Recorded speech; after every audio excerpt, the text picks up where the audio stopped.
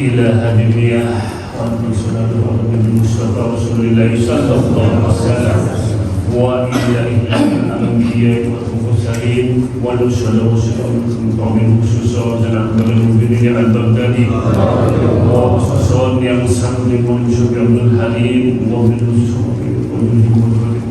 wa ila khususan Al-Fatihah.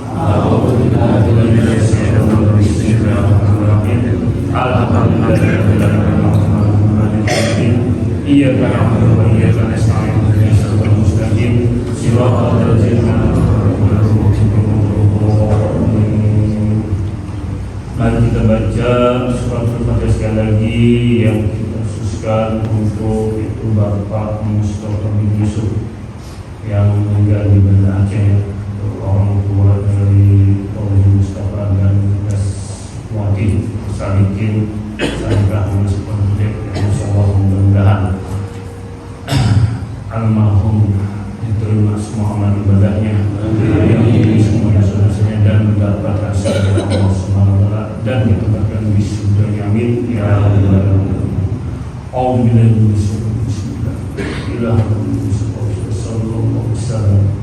Al-Fatihah.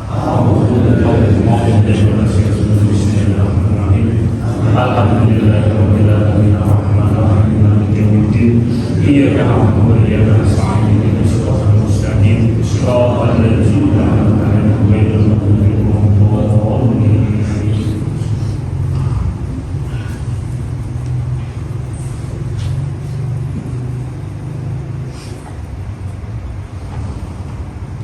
Assalamualaikum warahmatullahi wabarakatuh.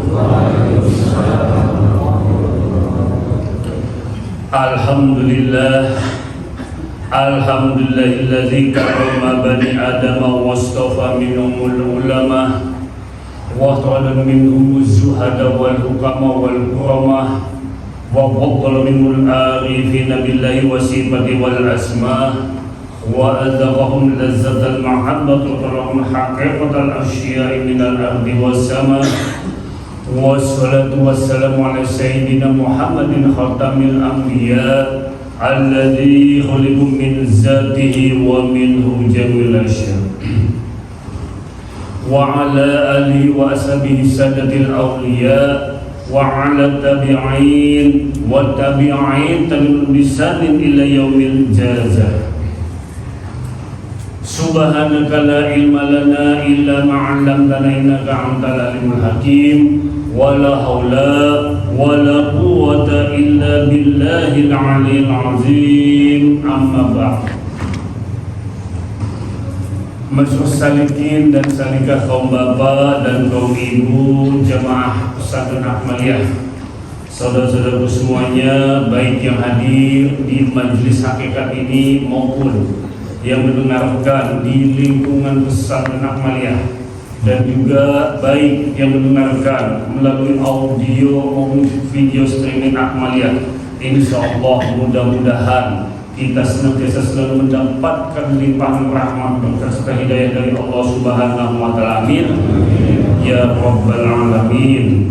Marilah kita kembali kita mengkaji kitab Syarah Hikam Ibnu Athaillah, di mana kita masih membahas pada hikmah yang lalu, yaitu ialah liyunfiqu dzu sa'atin min sa'atihi al-wasiluna ilaihi man qadiru alaihi rizquhu sa'iruna ilaihi, yaitu ialah hendaklah orang yang diberi keluasan rezeki, yaitu orang yang telah sampai pada Allah, memberi nafkah menurut kemampuannya, dan orang yang disempitkan rezekinya itu yaitu ialah orang yang telah atau tengah menuju kepada Allah, hendaklah memberi nafkah dari harta yang diberi Allah kepadanya.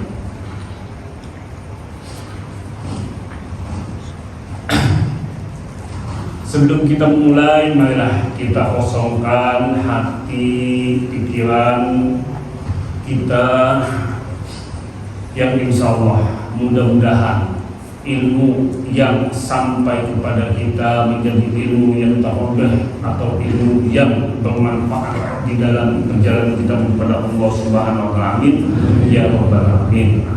Di sini boleh menjelaskan itu ialah hendaklah orang yang kaya atau keluasan rezeki, yaitu ialah orang-orang yang disebut orang yang telah sampai kepada Allah, hendaknya ialah memberikan nafkah menurut kemampuannya. Sedangkan orang yang disempitkan rezekinya, yaitu dapat disebutkan orang yang telah berjalan kepada Allah, yaitu seorang salikin.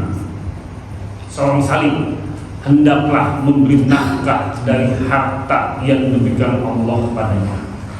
Sekali lagi muallif di sini menjelaskan bahwa hendaklah bagi orang-orang yang telah sampai kepada Allah, yaitu orang-orang yang disebut arif billah atau arifin billah, hendaklah memberikan atau menginfakkan dalam bentuk harta, yaitu bukan sebatas harta lahiriah, yang disebutlah harta dalam bentuk ilmu. Hendaklah memberikan ilmunya yang dia miliki dalam bentuk kekayaan kepada para muridnya, mungkin para ialah salikin-salikahnya, tanpa mengurangi makna yang terkandung di dalamnya. Dengan kata lain ialah memberikan apa yang menjadi haknya untuk disampaikan kepada murid-muridnya, tanpa merubah status dengan melihat suatu kondisi keadaan pada saat itu. Sedangkan bagi para orang-orang yang disebutnya berjalan kepada Allah, salikin atau salikah, yang disebutkan di sini muallif menyebutkan adalah orang yang masih miskin atau orang yang masih sempit dalam wilayah rezekinya, hendaklah memberikan apa yang telah ia berikan atau yang ia telah dapat dari Allah Subhanahu wa taala yang diberikan kepadanya. Jadi sekali lagi muallif jelas, begitu jelas ialah menjelaskan bahwa bagi seseorang yang telah sampai kepada Allah, memang sudah sepatutnya, selayaknya memberikan ilmunya atau menyalurkan ilmunya untuk para muridnya, para salikin-salikahnya yang di bawah bimbingannya, tanpa mengurangi ialah kadar ilmu tersebut. Sedangkan bagi para salikin, hendaklah memberikan apa yang disebut ilmu darinya ialah atas dasar yang telah ia rasakan, atas dasar yang telah ia ketahui, atas dasar yang telah ia amalkan.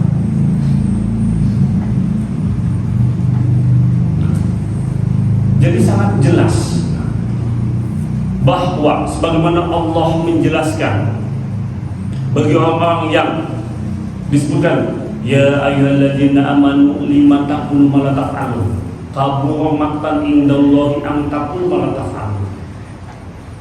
Wahai orang yang beriman, amat besar itu, wahai orang yang beriman, ya ayyuhalladzina amanu lima taqulu ma la taf'alun, amat besar kebencian di sisi Allah.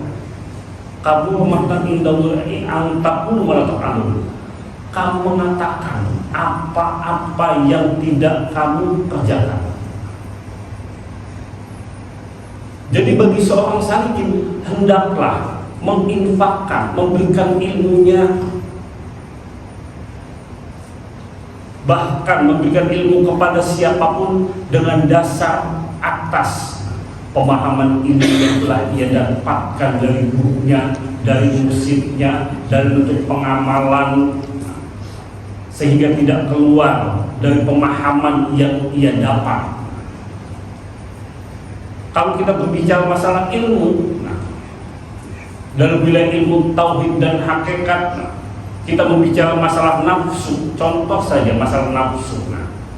Kalau kita masih berjuang di dalam wilayah nafsu, maka hendaklah berbicara setidaknya apa yang telah kita rasakan di dalam perjuangan kita melawan hawa nafsu, menularkan bagaimana caranya berjihad melawan hawa nafsu, kepada saudaranya, sehingga dia tidak akan keluar, sehingga dia tidak akan melebar kemana-mana, sehingga menutup kemungkinan, mencegah maksudnya dari apa yang belum ia rasakan, apa yang ia belum amalkan. Memang sudah sepantasnya bagi para salikin itu ialah memberikan apa yang menjadi haknya, itulah atas apa yang telah ia rasakan dan ia amalkan. Berbeda bagi orang-orang yang sebut ialah orang yang telah kaya, orang yang telah sampai pada Allah, dia sebut para arifin billah.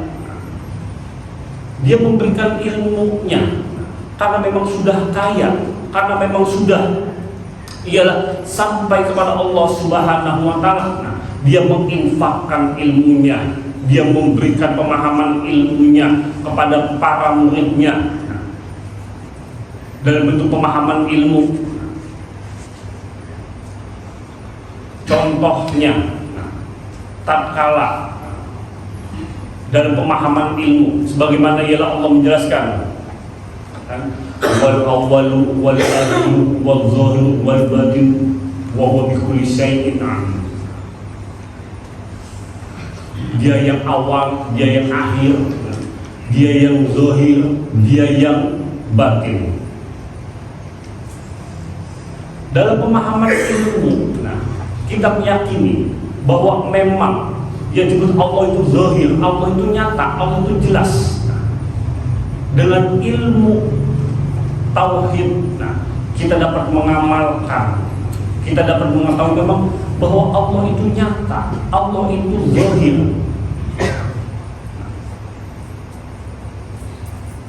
Sehingga di dalam perjalanan kita kepada Allah Subhanahu wa Ta'ala, tatkala kita hendak mengharapkan perjumpaan dengannya, dengan Allah, sebagaimana Allah menjelaskan, faman kana yarju liqa'a rabbih falyamal amalan shalih wa la yusyrik bi ibadati rabbi ahad.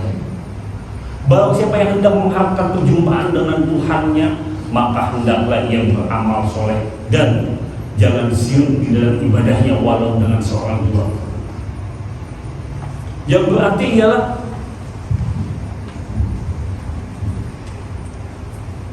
kata perjumpaan dengan Tuhannya. Yang dimaksudnya perjumpaan, jangan kita memaknai dalam perjumpaan nanti adalah di akhirat. Ini akan rusak pemahamannya. Yang dimaksudnya barang siapa hendak kembali mengharapkan perjumpaan dengan Tuhannya, maka hendaklah dia mengamalkan atau memahami ilmu tauhid dan beramal soleh,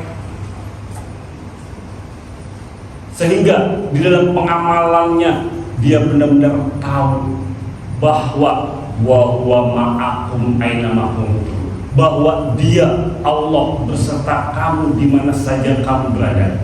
Bahwa di dalam pemahaman dia tahu bahwa yang namanya beserta Allah berarti ada rasa hidup.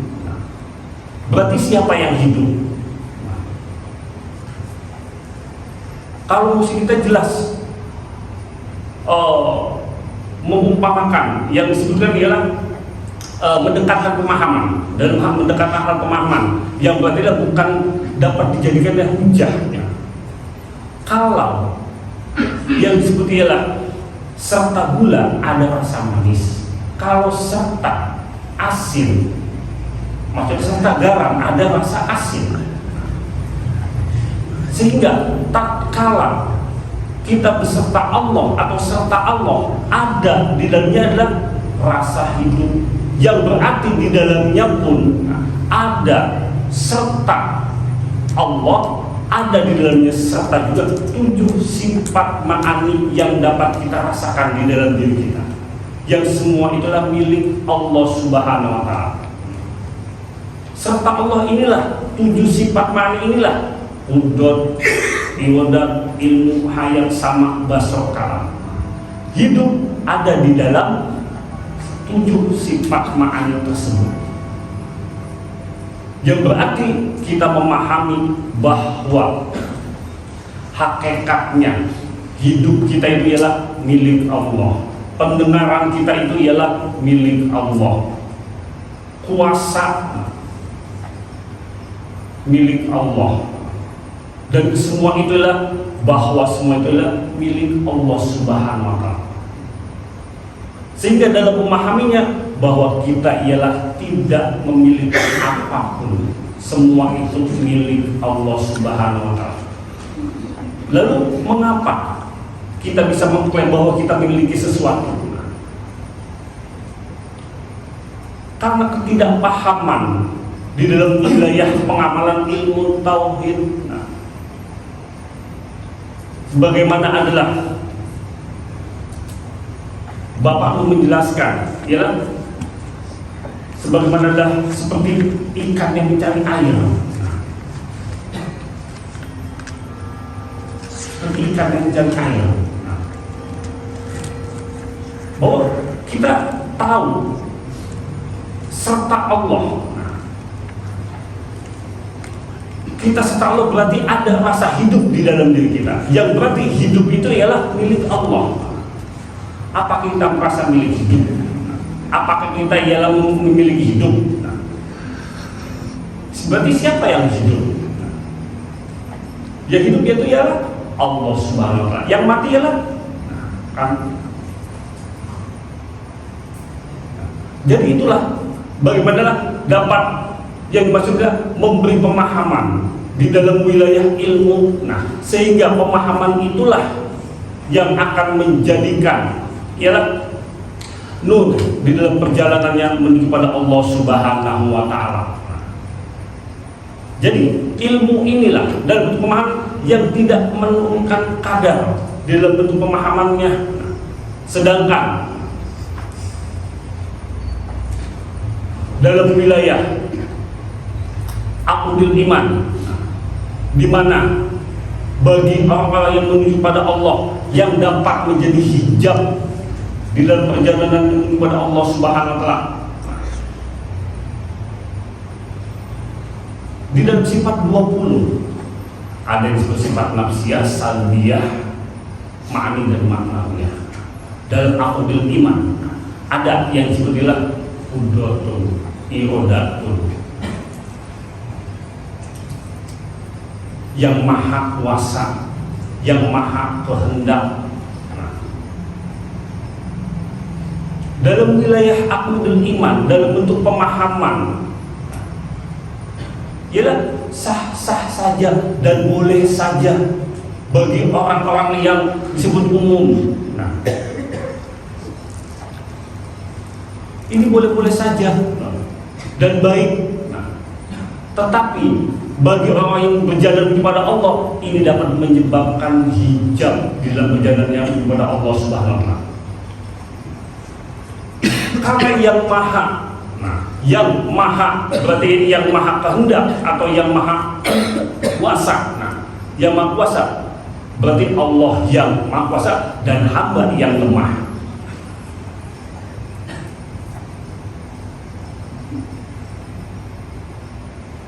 Bagi orang berjalan kepada Allah, ini dapat menjadikan hijab. Sebagaimana yang disebutkan, wa huwa samiul basir, dia yang maha mendengar dan yang maha melihat. Ini dalam bentuk adab, aqdul iman, sah-sah saja dan boleh.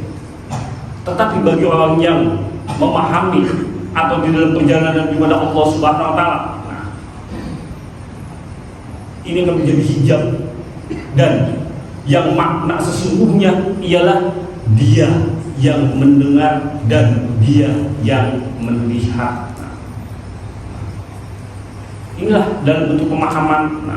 Oleh karenanya bagi orang yang telah kaya, yang seperti yang dapat menginfakkan hartanya, rizkinya dalam bentuk ilmu, memberikannya sesuai dengan kadarnya, pemahamannya dalam situasi kondisi pada saat itu.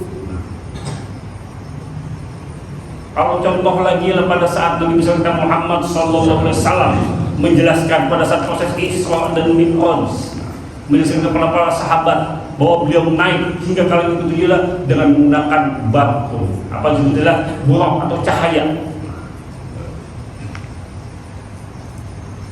Beliau menjelaskan dengan masa pada saat itu,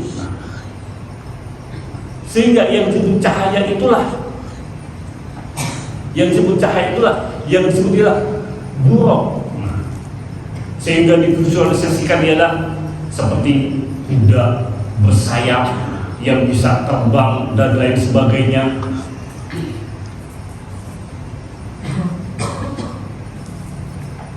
Padahal Allah telah menjelaskan laqad ja'akum minallahi nurun. Kan? Sesungguhnya Allah telah memberikan nur, cahaya daripada Allah, sehingga Allah ialah bisa, sehingga maksudnya siapa Nabi kita Muhammad sallallahu alaihi wasallam Isra Mi'rajnya itu dengan menggunakannya yang disebutlah cahaya tersebut. Inilah. Nah, tapi bagi para salikin yang disebutlah orang yang rizkinya masih sedikit, rizkinya masih sempit, yaitu orang yang berjalur kepada Allah Subhanahu wa taala, hendaklah menginfakkan apa yang telah Allah berikan kepadanya. Jadi dengan kata lain, bagi kita seorang salikin hendaklah membelanjakan hartanya dengan bijak, dengan baik dan bijak, sehingga di dalam bentuk ialah pemahaman ilmu dan pengamalan, dia tidak keluar dari apa yang telah dia pahami dalam bentuk ilmu dan pengamalan. Sah-sah saja bagi seorang salikin ialah memberikan pemahaman kepada saudaranya dalam bentuk ialah berbagai macam bentuk peribadatan, mendekatkan diri kepada Allah dalam bentuk amal ibadah, bagaimana ialah dia mendapatkan kenikmatan di dalam ibadahnya, di dalam zikirnya, di dalam torekohnya, di dalam puasanya dan lain sebagainya. Itu boleh-boleh dan sah-sah saja. Yang terpenting ialah jangan sampai memberikan apa yang bukan haknya, memberikan apa yang bukan haknya, yang belum diamalkan, yang tidak diketahuinya, sehingga menjadi orang yang disebut ialah orang yang mengada-ngada, orang yang disebutkan ialah orang yang ingkar kepada Allah, orang yang berdusta kepada Allah. Jadi itu, karena akan sangat berbahaya, tidak menutup kemungkinan bagi orang-orang seperti itulah Allah akan memberikan ujian dan cobaan. Bagi orang yang ialah membelanjakan harta atau miskinnya ialah bukan kepada atau membelanjakan harta dan miskinnya yang bukan haknya, tidak menutup kemungkinan dia akan mendapatkan ujian dan cobaan, bahkan dapat menyebabkan ialah mendapatkan azab. Azab apa? Azab yang pedih, ada azab yang dalam bentuk apa? Penderitaan, di mana ia disesatkan oleh Allah di jalan yang terang.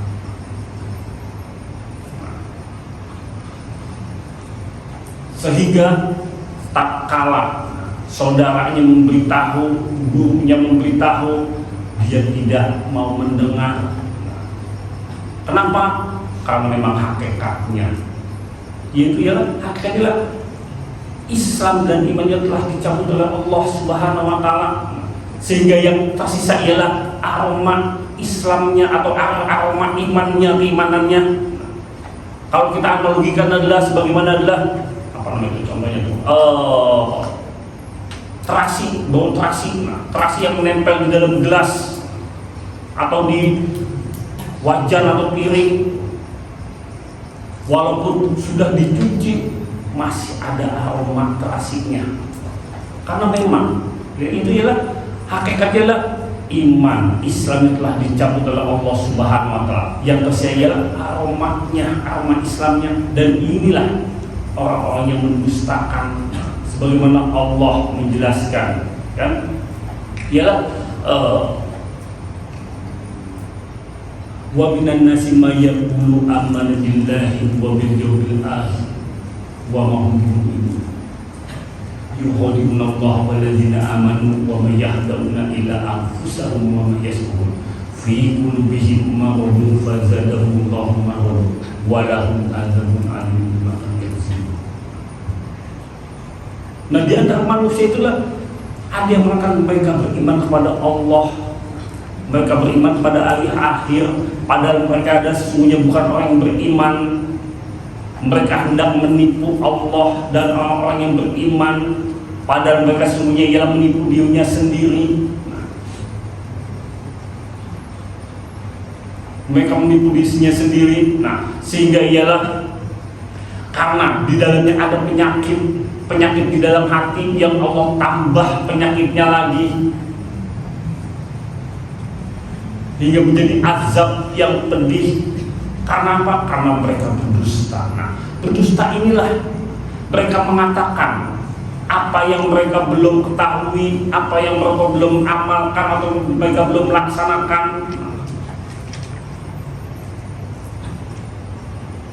Sehingga Allah jelas, kabul maqtam indallahi an taqulu ma la taf'alun. Amat besar kebencian di sisi Allah kamu mengatakan apa yang tidak kamu kerjakan. Berarti dengan kata inilah Allah sangat marah dengan orang-orang yang ialah berwacana dalam hal ilmu tapi dia tidak mengamalkannya. Ini kan yang jadi persoalan. Oleh karena itulah hendaklah kita ialah memahami ilmu. Setelah kita memahami ilmu, lalu kita amalkan ilmu itu. Setelah ilmu itu kita amalkan, kita rasakan, boleh kita menularkan, memberitahu, mungkin dalam bentuk sharing kepada saudara, mungkin adalah kepada halayak umum, dengan memberitahukan adalah berbagai macam bentuk penikmatan di dalam ibadah yang telah kita lakukan, sehingga kita tidak kena dengan firman Allah, sehingga kita tidak kena dengan yang sudah berdusta kepada Allah, sehingga akan mendapatkan azab yang pedih. Nah, jadi itu karena adalah amat sangat berbahaya bagi siapapun yang memberikan harta atau memberikan ilmu atau menginfakkan hartanya, tetapi dia masih dalam keadaan miskin, yang berarti bukan menjadi haknya. Sebagai contoh dalam hal wilayah pemahaman yang lain, tatkala kita memahami di dalam bentuk pemahaman ilmu,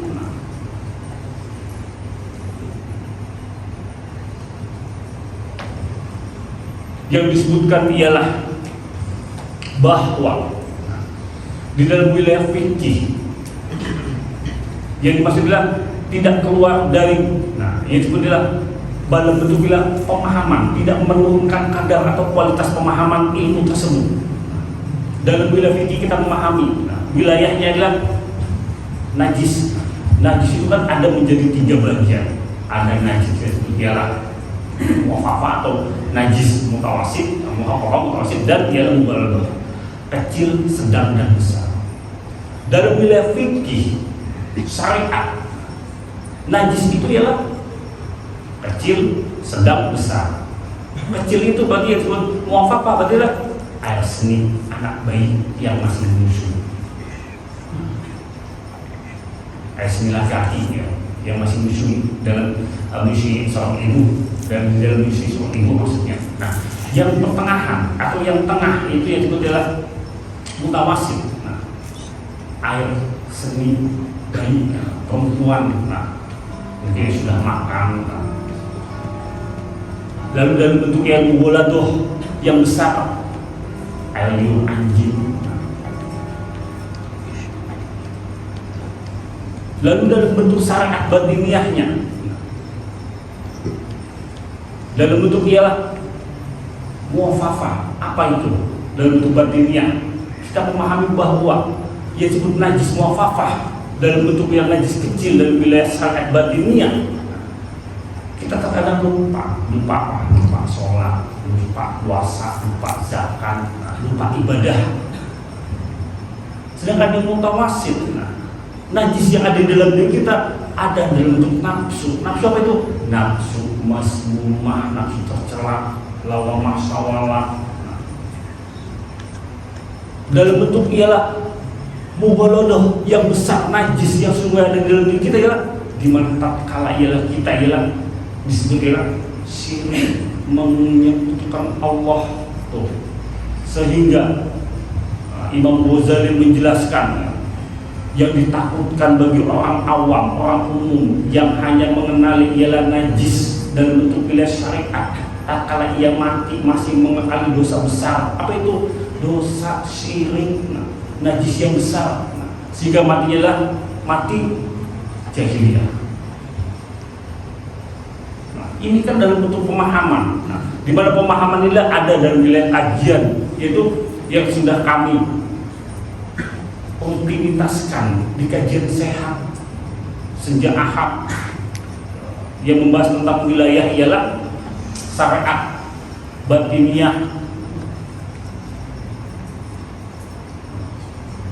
Karena Allah kan menyuruh qad aflaha man tazakka wa dzakara isma rabbih fasalla. Sesungguhnya Allah suka cinta pada orang yang mensucikan dirinya, membersihkan dirinya, mensucikan dalam hatilah, membenahi diri, mensucikan dalam wilayah lahiriah maupun batiniah, membersihkan najis yang ada dalam dirinya, baik dalam wilayah lahiriah maupun batiniah, membersihkan, mensucikan dirinya dalam wilayah lahiriah, dapat diartikan dalam arti kata lahir dia berwudu, sehingga dengan wudhunya ia menjadi adalah bersih, bercahaya. Bahkan ulama terdahulu mengartikan tetesan orang yang wudhu ialah akan menjadi malaikat.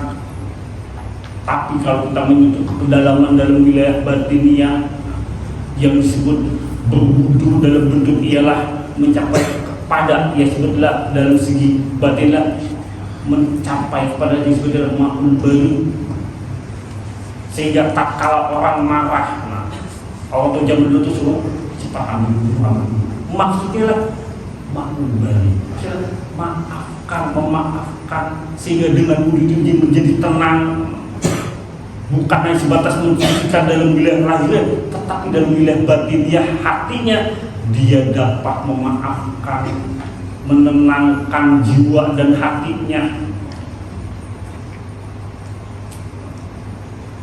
Jadi kan sangat jelas. Jadilah sekali lagi lah, bagi orang-orang yang disebutkan dalam orang telah sampai kepada Allah, hendaklah yang menyampaikan, menginfakkan apa yang seharusnya diinfakkan dalam bentuk kekayaannya kepada murid-muridnya, dalam bentuk ilmu. Bagi orang-orang yang masih di dalam perjalanan kepada Allah, maka hendaknya menginfakkan dengan apa yang telah ia rasakan, apa yang telah ia amalkan, apa yang telah ia ketahui, agar tidak terkena dengan firman Allah, ya ayyuhalladzina amanu lima taqulu ma la taf'alun kamu maqtan indallahi an taqulu ma la taf'alun. Sangat jelas. Seperti halnya, saya cerita sedikit. Ada seorang jamaah lah ya, yang salikin lah, jarang ngaji juga sih, seorang ustaz, ya, minta izin kepada saya kan, dia diminta untuk mengajar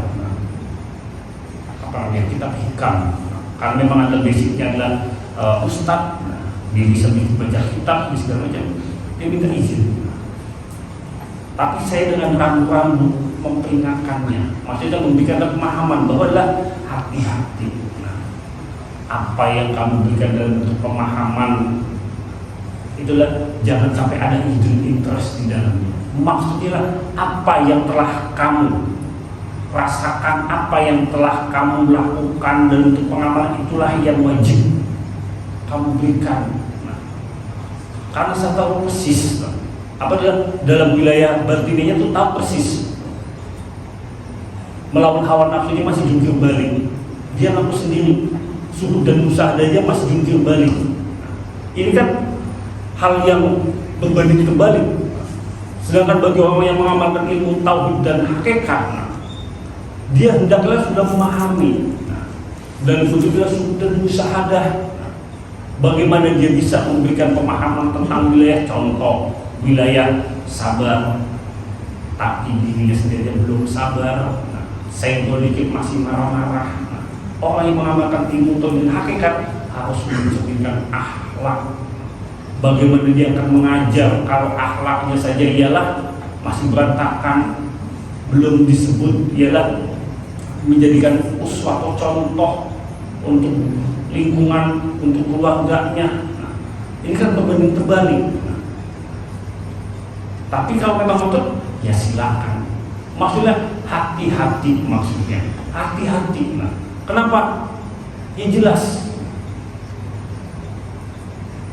Allah akan menurunkan berbagai macam ujian dan cobaan yang akan mendatangkan atau akan yang datang kepada dirinya, bahkan bisa lebih, dan itu azab tuh.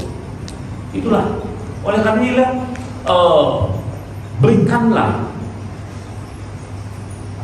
dalam bentuk pemahaman apa yang sudah diamalkan. Kan memang adalah dasarnya itulah seorang salikin yang disebutkanlah yang masih miskin di dalam wilayah hartanya, yang masih dibilang ialah sempit di dalam wilayah rezekinya. Nah, itulah bagi orang yang berjalan kepada Allah, yang sudah berjalan menuju kepada Allah. Jadi tatkala kita lah memberikan pemahaman kepada saudara, kepada teman, kepada tetangga, kepada siapapun, ya, hendaklah memberi pemahaman apa yang sudah kita ketahui, apa yang sudah kita sadari, apa yang sudah kita amalkan. Jangan melebar kemana-mana. Dengan kata lain, jangan jadikan ilmu yang sudah kita terima, ilmu yang kita dapat tidak hanya sebatas sebagai wacana, menjadi gagah-gagahan. Nah, ini yang berbahaya. Nah, sekali lagi, ilmu yang apa sudah kita dapatkan, maka hendaklah diamalkan sedikit demi sedikit. Nah, karena memang wilayahnya saat ini adalah wilayah perjuangan melawan hawa nafsu. Melawan hawa nafsu saja kita masih jungkir balik. Mau berbicara tentang wilayah hakikat. Nah, ini kan sesuatu yang akan berbanding terbalik. Diri kita masih digerogoti oleh nafsu, tapi kita berbicara tingginya selangit. Nah, oleh karena itu ialah apa yang sudah kita terima, apa yang sudah kita ketahui dalam bentuk ilmu, maka diamalkan sehingga amal tersebut ialah bisa dapat menjadi nur atau cahaya atau obor yang dapat menerangi kita di dalam perjalanan kita kepada Allah Subhanahu wa Ta'ala. Amin ya rabbal alamin. Nah, itu ya. Pada hikmah yang selanjutnya di sini mau dijelaskan ialah itu ihtadarwahiluna ilahi bi anwarin tawajuh wal wasiluna laun anwaru muwajah. Itu adalah orang yang sedang menuju pada Allah, mendapat petunjuk melalui cahaya perjalanan, sedangkan orang yang sudah sampai kepadanya mendapatkan petunjuk melalui cahaya pertemuan dengannya. Fal awwaluna li anwar wa haula'i anwaru lahum li annahum lillahi la li syai'in dunah. Yaitu golongan pertama mendatangi cahaya, sedangkan golongan kedua itu ialah didatangi oleh cahaya.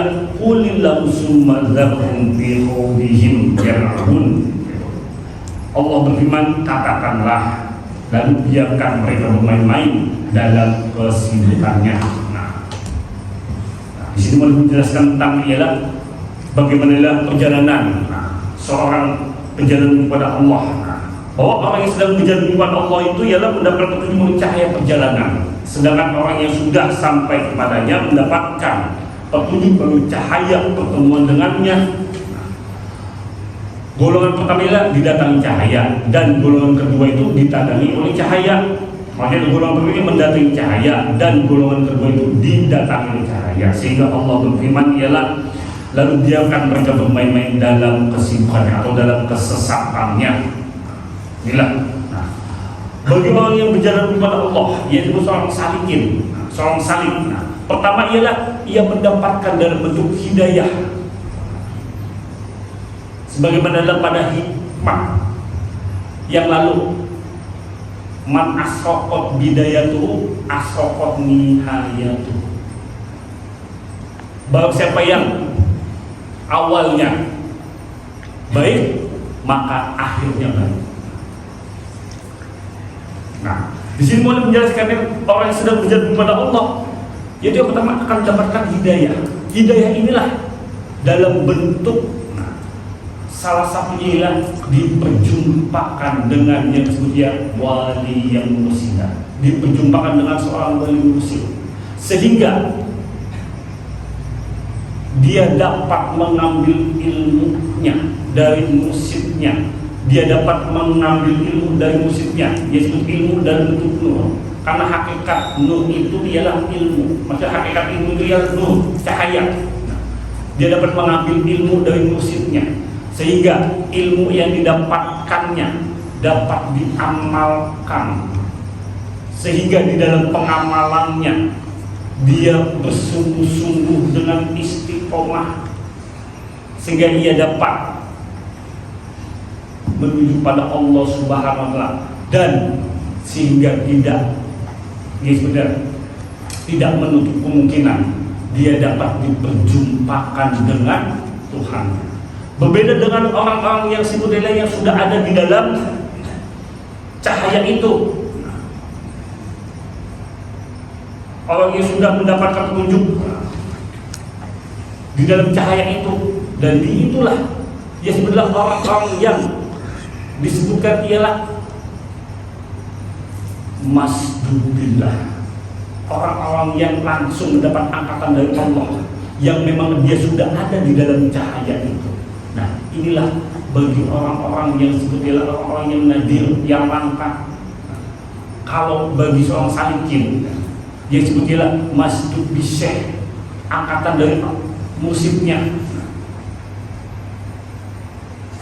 Sedangkan orang yang sudah ada di dalam cahaya itu dia sebutnya masdubillah, angkatan langsung dari Allah. Dan inilah orang-orang yang nadir, yang langka, yang bahkan yang disebutkan sebagai warasatul anbiya, yang disebut juga ialah mungkin disebutkan dapat menjadi insan kamil, karena memang dia sudah ada di dalam cahaya itu.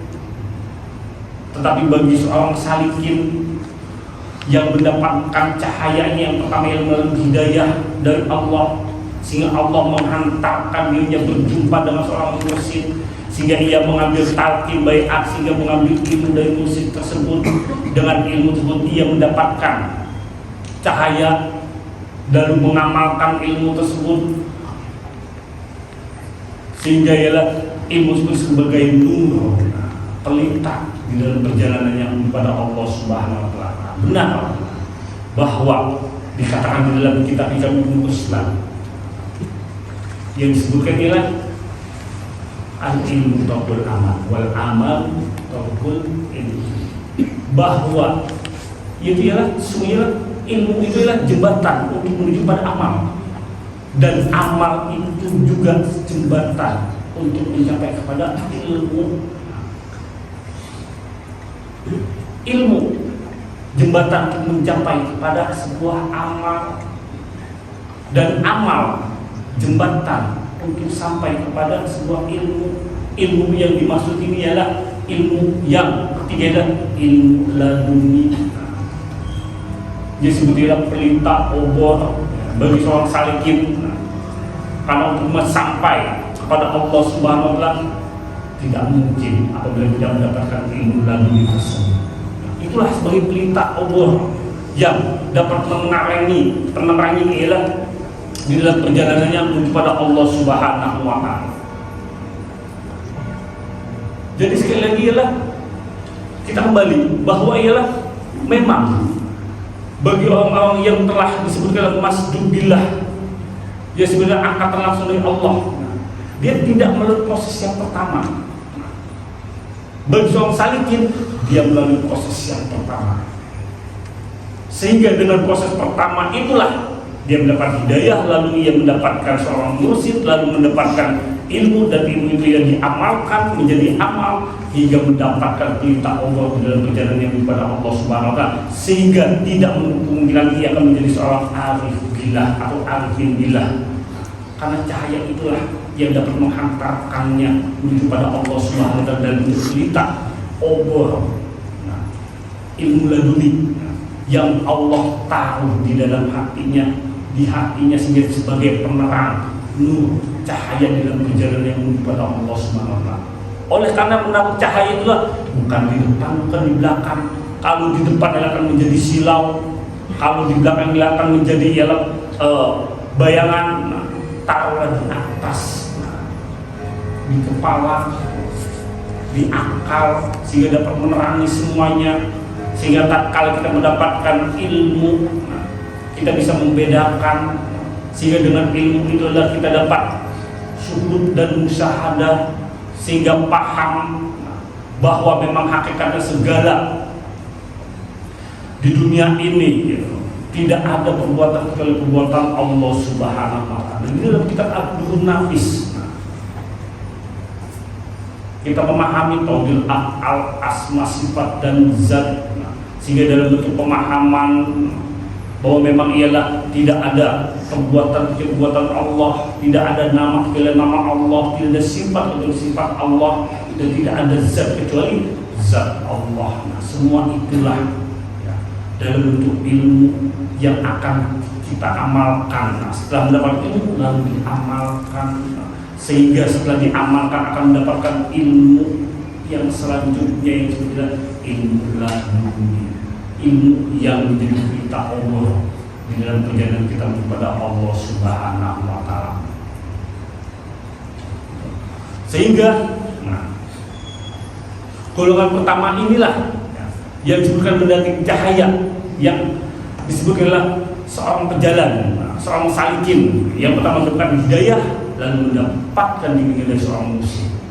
Golongan kedua ini orang yang memang sudah ada di dalam cahaya, sehingga bagi orang-orang yang ialah disebutkan Allah di sini ialah qulillahu summa zarhum fi khawdihim yar'amun, yaitu katakanlah lalu biarkan mereka bermain dalam kesibukan atau kesesatannya. Orang-orang inilah yang bermain dengan kesesatan, maksudnya orang-orang yang bermain dengan berbagai macam hawa nafsu yang ada di dalam dirinya. Orang-orang yang memainkan nafsu yang dalam dirinya sehingga mereka di dalam kesesatan. Orang-orang inilah yang disebutkan ialah yang lebih mendepankan hawa nafsunya, orang yang berkata tapi tidak mengerjakan apa yang dikatakan, orang yang hanya sebatas wacana, sehingga orang-orang yang tersesat dan Allah membiarkan mereka dalam kesesatannya, sehingga orang sebetulnya orang yang tidak akan sampai kepada Allah Subhanahu wa taala. Orang yang sampai kepada Allah Subhanahu wa taala itulah orang-orang di mana yang dia dengan istiqomah di dalam perjalanan yang kepada Allah Subhanahu wa taala, sebagaimana Allah menjelaskan bahwa kana yarju liqa'a ibadihi amal shalih wala yusrik bi ibadati rabbil. Barang siapa yang hendak kembali berjumpa dengan Tuhannya, tidak ada kata lain. Yang pertama ialah beramal soleh dan bentuk amal ibadah, baik hablumillah maupun minan nas, dalam bentuk ialah peribadatan dan bentuk ibadah itu ibadah sosial mengerjakan kebaikan, dan wala yusrik di ibadati rabbi ahada, dan jangan syirik di dalam ibadahnya walau dengan suami. Yang berarti ialah semata-mata dia mengamalkan ilmu tauhid dan hakikat. Di dalam sikap pandang hidupnya dia orang yang bertauhid. Karena orang yang bertauhid inilah orang-orang yang ada di dalamnya adalah ikhlas. Nah, ikhlas inilah orang yang sebenarnya orang yang memurnikan atau murni semata-mata inilah hanya kepada Allah Subhanahu wa Ta'ala. Ya, nah itu jelas ya. Nah, lalu pada hikmah yang selanjutnya di sini mau menjelaskan, yaitu ialah tasawwufuka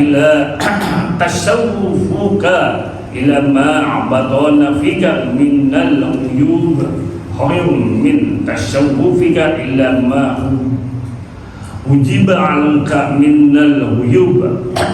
Yaitu ialah usahamu untuk mencari-cari kekurangan yang tersembunyi di dalam dirimu lebih baik daripada usahamu untuk menyibak atau menyikap tirai gaib, tirai yang gaib bagimu. Nah, di sini boleh menjelaskan, yaitu ialah tasawwufuka ila ma'batana fika minnal uyubi khairun min tasawwufika ila ma ujiba anka minal uyub. Bahwa ialah usahamu atau ikhtiarmu untuk mencari kekurangan yang tersembunyi di dalam diri itu lebih baik daripada ialah usaha untuk mengetahui atau menyingkap tirai yang gaib. Berarti dengan kata lain, dengan cara muhasabah atau introspeksi ke dalam diri, melihat ke dalam diri, kekurangan yang ada di dalam diri itu lebih utama, lebih baik daripada ialah hanya sebatas untuk mengetahui, yaitu berbagai macam hal-hal yang gaib yang dapat menjadi hijab bagi diri kita.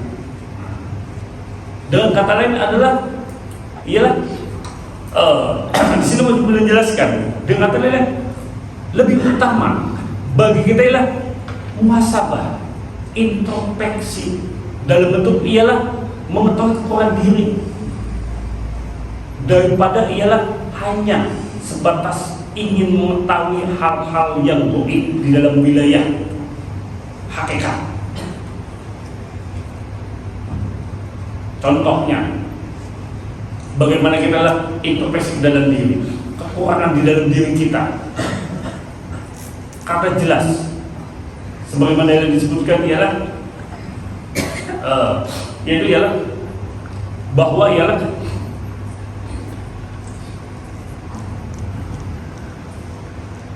kenali dirimu sebelum ialah mengenal akan Tuhan. Itulah kenali diri dulu, kenali diri kita dulu sebelum ingin ialah mengenal Tuhan.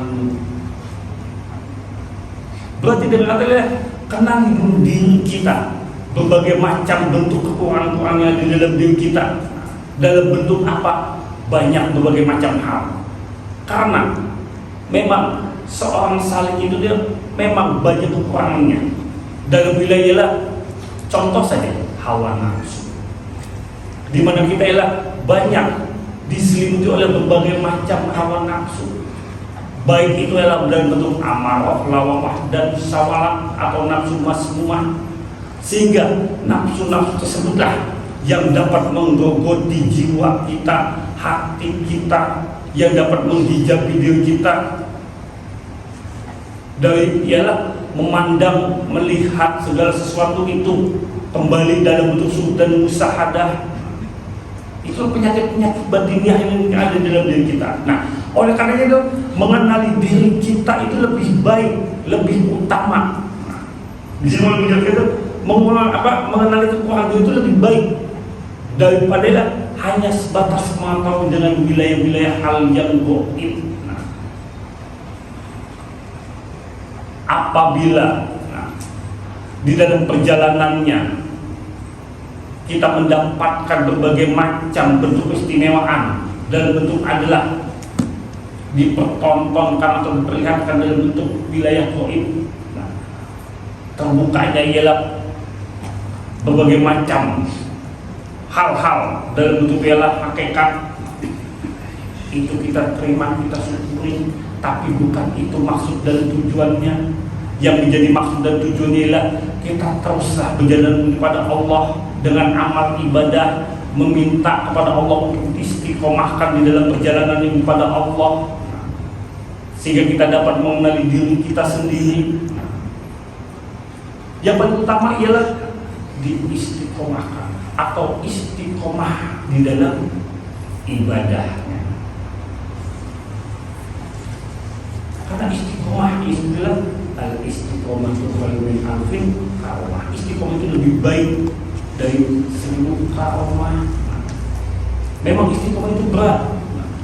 Kita istiqomah di dalam wilayah zikir, tolkok berat, karena masih diwarnai oleh nafsu.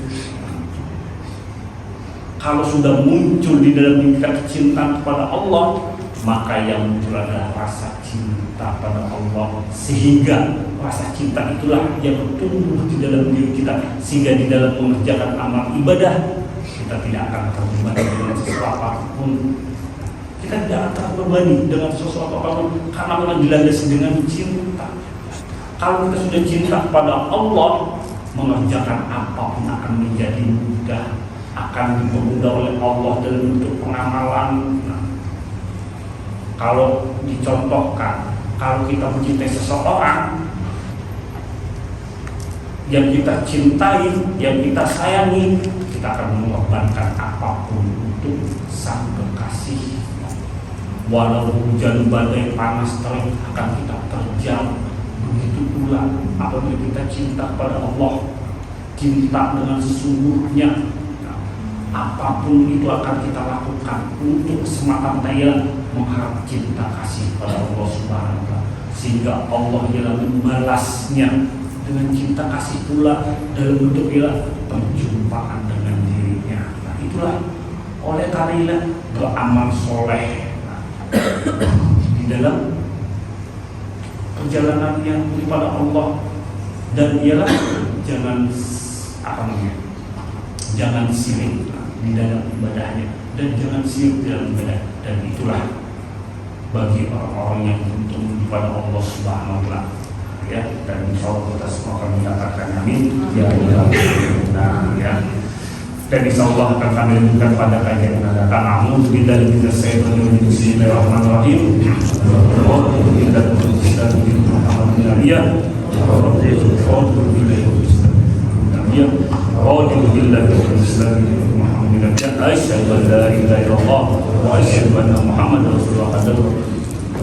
Assalamualaikum warahmatullahi wabarakatuh.